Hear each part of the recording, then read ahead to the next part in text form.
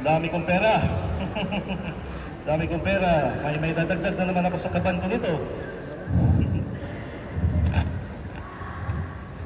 Dami pera. Inshallah, inshallah. Dami pera. Teka, babalikan ko muna yung negosyo ko. Ito bro. Okay naman.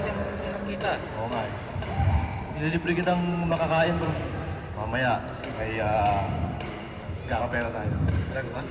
Abangan mo nga muna si brother doon kasi may kasama tayo mamaya. Kasi Okay, abangan kita mo na ako ha. Dami nito.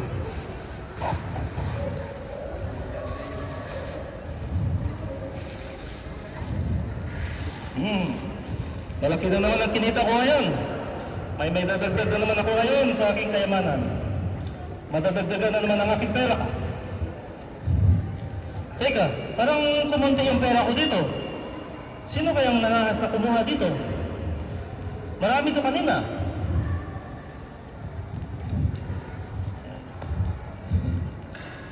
Oh, anong nangyari kapatid?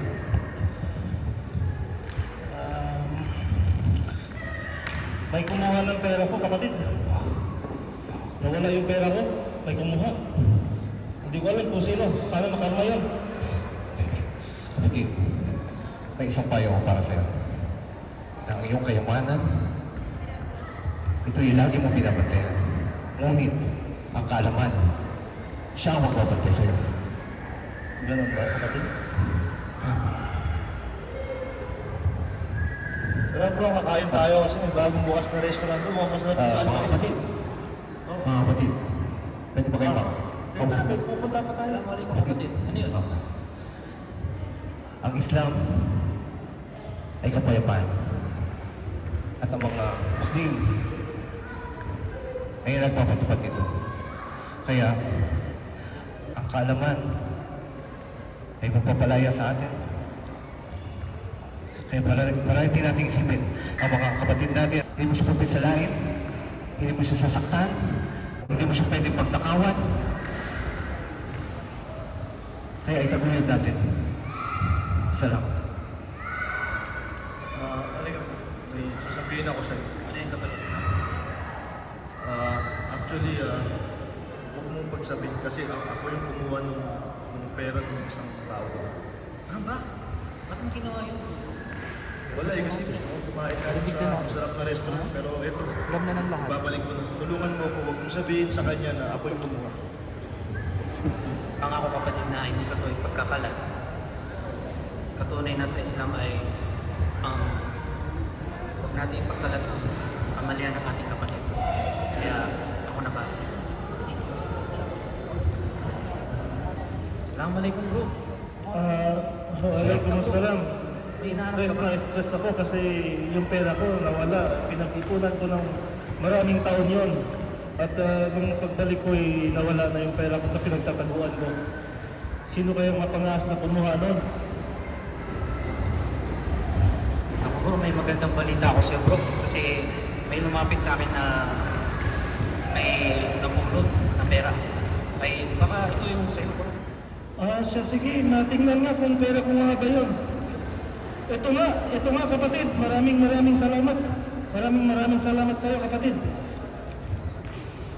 Paano kapatid? Ako'y babalik na. Makatandaan mo kapatid na ang kayamanan ito ay iyong binabantayan. Ngunit ang kaalaman ikaw ang babantayan nito. Makatandaan mo kapatid. Maraming salamat kapatid sa iyong payo kapatid. Pakakatandaan ko yan. So, Sige. Mashallah. Tunay na totoo na ang sinabi ng aking kapatid na ikaw kayamanan, ikaw ang binabantayan ko. Ngunit ang kaalaman, tayo ang binabantayan ng kaalaman. Allahu Akbar! Allahu Akbar.